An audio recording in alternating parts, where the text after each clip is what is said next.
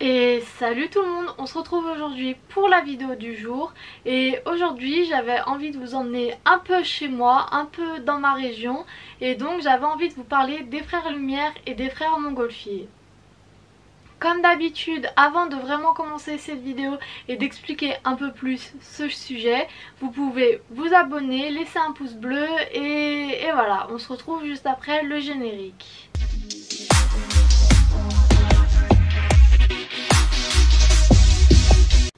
Alors oui, j'avais envie de parler des frères Lumière et des frères Montgolfier parce que ces deux frères, à différentes époques, ont révolutionné la vie humaine, ont révolutionné les inventions françaises et donc j'avais envie de parler d'eux, surtout que oui, ils viennent de ma région, donc voilà.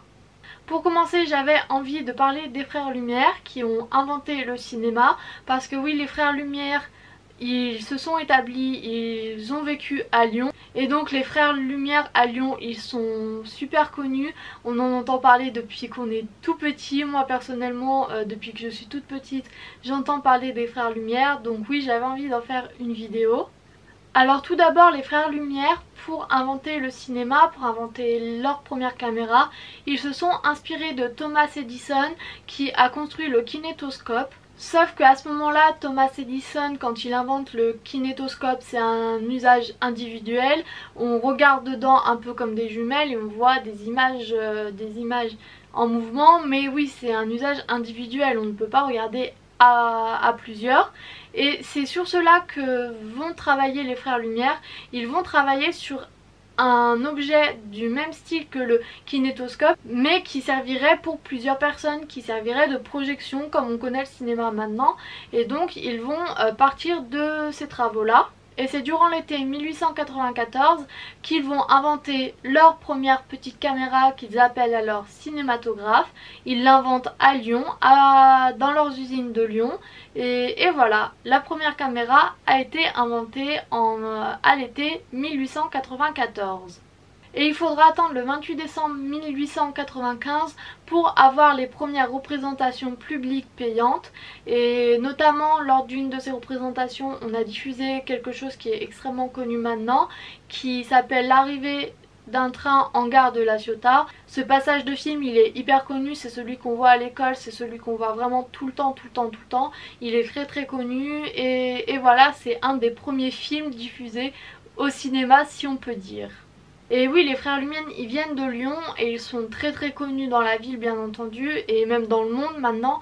Mais c'est vrai qu'à Lyon on aime bien, on est fiers de l'origine de ces deux frères parce que à Lyon on a quelque chose qui s'appelle la fresque des Lyonnais, qui est une immense peinture sur un immeuble, et sur cette peinture il y a toutes les personnes célèbres qui viennent de Lyon et les frères Lumière ont une place comme vous voyez à l'écran. Voilà la fresque des Lyonnais.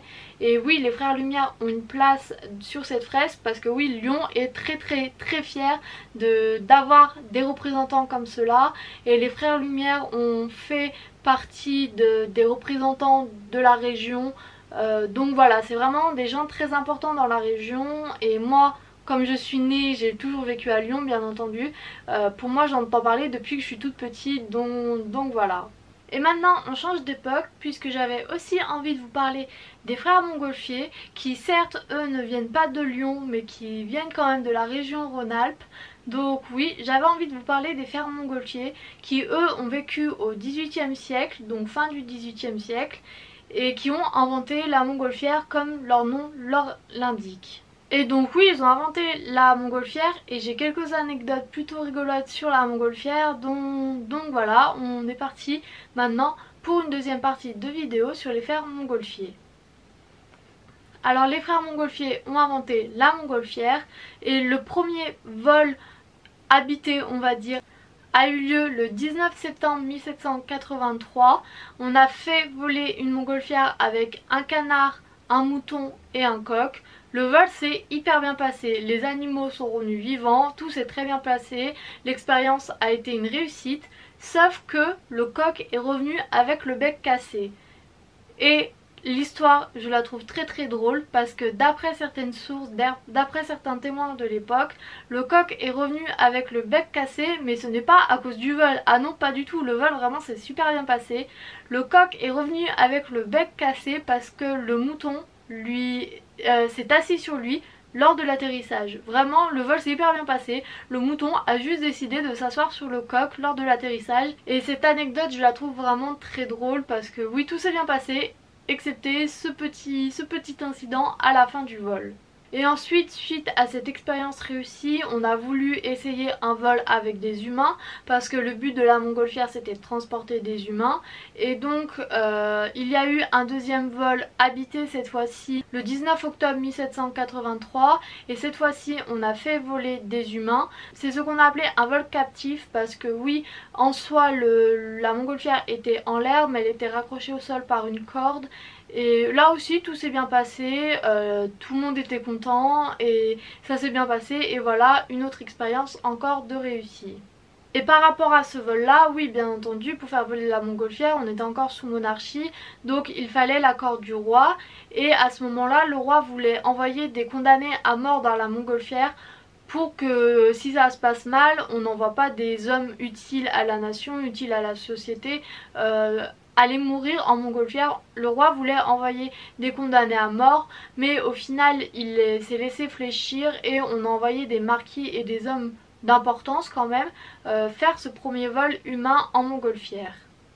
Mais comme je l'ai dit au début c'était un vol captif, c'est à dire que la montgolfière ne bougeait pas plus que ça, on la faisait juste monter pour voir si elle marchait et voilà. Il faudra attendre encore un mois pour avoir le premier vol, le premier vrai vol en montgolfière habité par des humains. Et donc le 21 novembre 1783 on va faire voler deux montgolfières qui vont faire 9 km en 25 minutes dans Paris et voilà, encore une fois c'est une réussite, tout s'est bien passé, il n'y a pas eu de crash de montgolfière, tout s'est bien passé et voilà, c'était une expérience réussie.